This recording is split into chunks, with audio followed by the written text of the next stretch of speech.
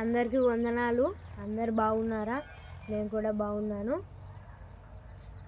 నేను మీకోసం ప్రార్థన చేస్తున్నాను. మీరు కూడా నా కోసం ప్రార్థన చేస్తున్నందుకు వందనాలు.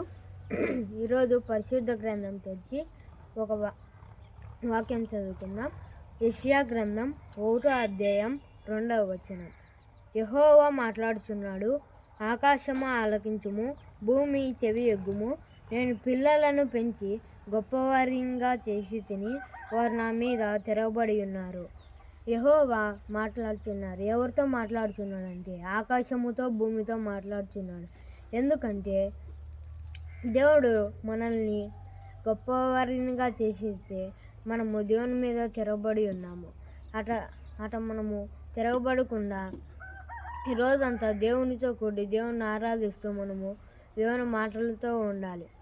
దేవుని ఈరోజంతా మనము దేవుని మనము ప్రార్థిస్తూ ఈరోజంతా ఉండాలి. అందరికీ వందనాలు.